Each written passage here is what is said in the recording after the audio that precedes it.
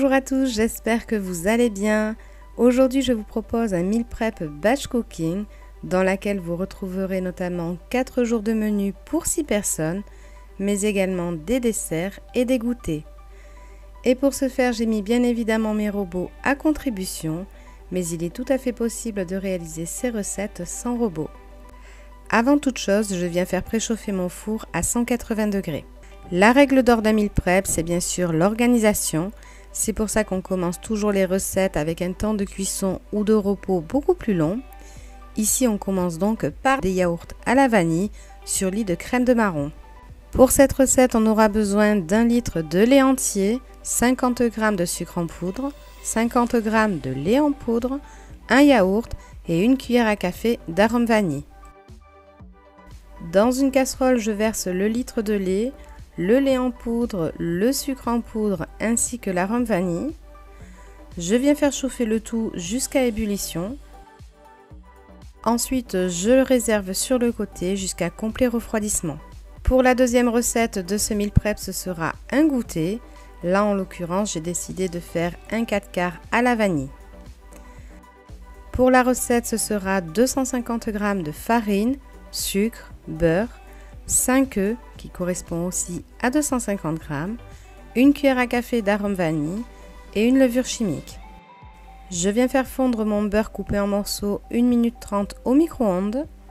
Ensuite, dans le bol de mon robot, je viens mettre la farine, les œufs, le sucre, l'arôme vanille et bien sûr la levure chimique. J'enclenche le robot sur vitesse 3, ce qui correspond à une vitesse moyenne. Et j'ajoute peu à peu le beurre. Je verse ma préparation dans un moule dans lequel j'ai déposé une feuille de papier sulfurisé. Ensuite, j'enfourne à 180 degrés pendant 50 minutes. On passe à la dernière préparation sucrée, ce sera une mousse au chocolat. Pour ce faire, on aura besoin de 4 œufs et 200 g de chocolat noir.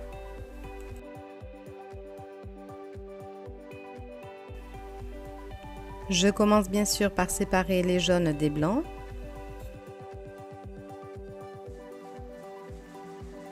Et je viens battre mes blancs en neige, vitesse maximum pendant 3 minutes.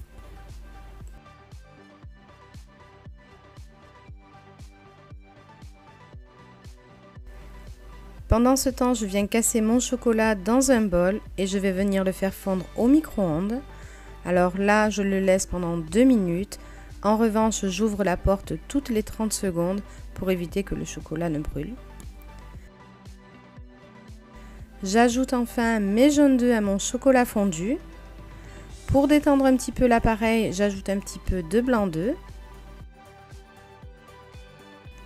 Et maintenant, je vais pouvoir réaliser la mousse en ajoutant mes blancs en neige en 3 fois. De cette façon, la mousse ne retombera pas.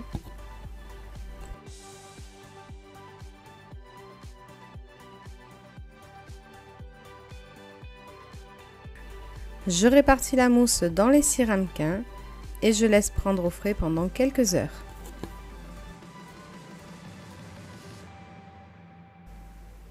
On a terminé avec les desserts et goûters, on passe maintenant au salé et on commence par une soupe poireaux pommes de terre très simple dans laquelle j'ai mis 2 poireaux, 5 pommes de terre, 2 carottes, un cube de bouillon de légumes, un peu de sel, poivre, huile d'olive et herbes de Provence.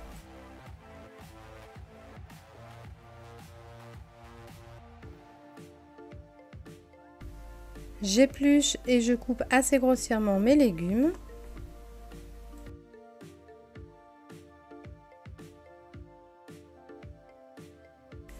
Ensuite, je les mets dans le bol de mon Magimix.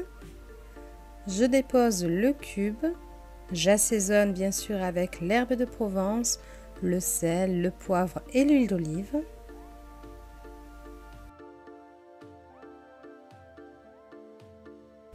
Je recouvre d'1,5 litre d'eau et je lance le programme soupe veloutée qui va durer 35 minutes. Pour le plat suivant, ce sera un gratin de gnocchi à la tomate et au bœuf. Pour les ingrédients, ce sera 800 g de gnocchi, 600 g de bœuf haché, 500 ml de coulis de tomates, un oignon, une gousse d'ail, de l'emmental râpé et bien sûr sel, poivre et un peu d'huile d'olive. J'épluche et j'émince mon oignon et je viens le faire revenir dans un filet d'huile d'olive. Une fois que l'oignon est bien revenu, je viens ajouter ma viande hachée. Pour ma part, j'ai utilisé de la viande surgelée, mais ça fait très bien le job.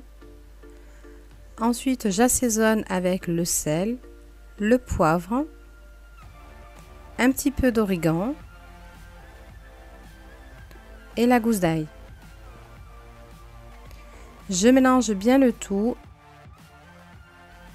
En parallèle, mon eau est arrivée à ébullition. Je viens donc y plonger les gnocchis et je viens les faire cuire 2-3 minutes comme c'est indiqué sur l'emballage. Le bœuf est cuit, je viens donc verser le coulis de tomates. Je mélange bien le tout. Entre-temps, la cuisson de mon cake est terminée, donc je le sors du four. Cela va me libérer la place pour mon gratin. Dans un grand plat, je viens déposer la sauce avec le bœuf. Je dépose par-dessus les gnocchis et je viens bien mélanger le tout. Et enfin, pour terminer, j'ajoute l'emmental râpé par-dessus. Et direction le four à 180 degrés pendant seulement 15 minutes, puisque tous les éléments du gratin sont déjà cuits, il ne reste plus qu'à gratiner. On passe maintenant à la quiche au poivron. Pour cette recette, on aura besoin de 4 œufs, de 400 g de poivrons, ici ce sont des poivrons surgelés, peu de thym, de 20 cl de crème légère, 10 cl de lait, un peu d'emmental râpé, du paprika, sel, poivre et bien sûr une pâte feuilletée.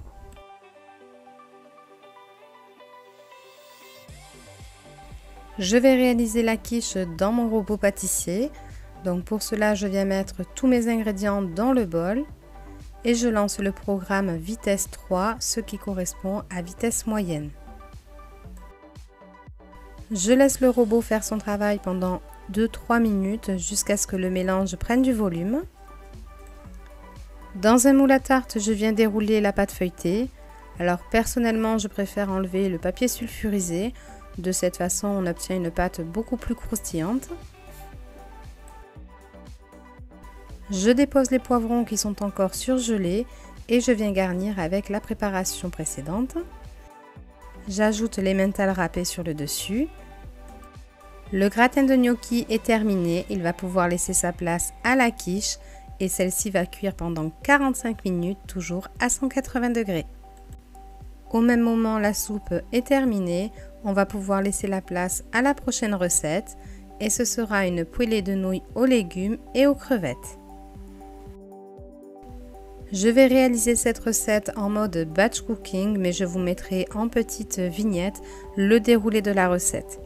Donc pour les ingrédients, on aura besoin de 500 g de nouilles, 200 g de chou blanc, 1 ou 2 poireaux, quelques carottes et pour le jour J, on aura besoin de crevettes, de soja, gingembre et d'échalotes. À l'aide de mon Cook Expert, je viens couper mes légumes. Donc là, j'en ai profité pour d'abord faire une petite salade de carottes avec le disque râpé numéro 2. Ensuite, les carottes et les poireaux, je les ai émincés avec le disque E1 pour que ce soit plutôt fin. Et enfin, je les ai conservés dans mes boîtes Food Saver sous vide. De cette façon, j'ai pu réaliser cette recette quelques jours plus tard sans aucun souci, comme vous pouvez le voir en bas de votre écran.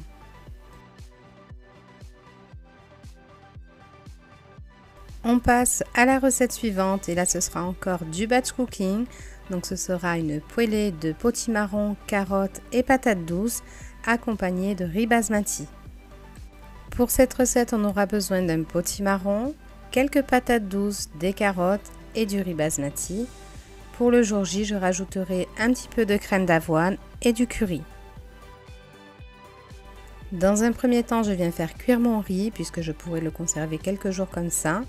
Donc là, je vous le présente plus, mon Systema cuiseur riz au micro-ondes. Il est juste fabuleux. Une dose de riz pour 2 doses d'eau, 11 minutes au micro-ondes. Ensuite, je passe à la découpe de mes légumes, les carottes, patates douces et potimarron. Pour obtenir une bonne cuisson de cette poêlée, je découpe potimarron et patates douces un petit peu plus grossièrement que la carotte, puisque bien évidemment ce sont des légumes qui cuisent beaucoup plus rapidement. Pour la cuisson, il faudra compter 15 à 20 minutes à feu doux, ensuite ajouter la crème et le curry. Pour la prochaine recette, ce sera un one pot blé aux merguez et aubergines. Pour les ingrédients, ce sera 300 g de blé type ébli, 1 à 2 aubergines. Vous pouvez mettre une douzaine de merguez, mais moi je préfère mettre 6 merguez et 6 chipots, 1 à 2 échalotes et une gousse d'ail. Bien entendu, sel, poivre et huile d'olive. Je commence par émincer mes échalotes et écraser ma gousse d'ail. Ensuite, je viens déposer les ingrédients un à un dans la cuve de mon Cookéo. Je commence par déposer les grains de blé. Ensuite, j'ajoute mes aubergines. Alors moi, ce sont des aubergines que j'avais surgelées il y a déjà quelques semaines de ça. J'ajoute les merguez et chipots que j'ai découpés en tronçons d'à peu près 2 cm. Au milieu, je viens déposer les échalotes. J'ajoute enfin mon ail haché, un filet d'huile d'olive que j'ai oublié de vous montrer. Et je viens recouvrir le tout avec à peu près 1 litre d'eau. Ce qu'il faut, c'est tout simplement recouvrir le blé et ça suffira. Et c'est parti pour 4 minutes en cuisson sous pression. À ce stade de mon meal prep, un peu plus de 2h30 s'est écoulé. Je peux enfin ajouter le yaourt à ma préparation qui a bien refroidi. Attention à ne pas ajouter le yaourt trop tôt, car si la préparation n'est pas suffisamment refroidie, ça va tuer les ferments et du coup le yaourt ne prendra pas. J'ai voulu agrémenter mes yaourts avec de la crème de marron. J'en ai donc mis une petite cuillère à café dans chaque pot avant d'y verser la préparation. Direction la yaourtière mode yaourt express pendant 4 heures.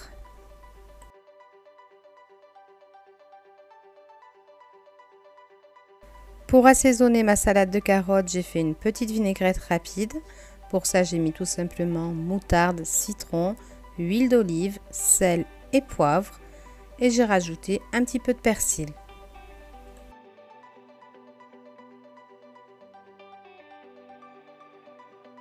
On termine ce meal prep par la préparation du repas qu'on a mangé le jour même.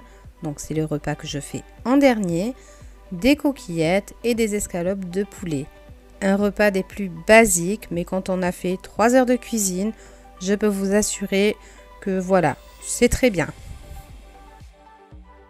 J'ai fait cuire tout simplement 500 g de coquillettes et à l'aide de mon grill de la marque Secotec, le dernier arrivé dans ma cuisine, j'ai fait cuire les escalopes de poulet.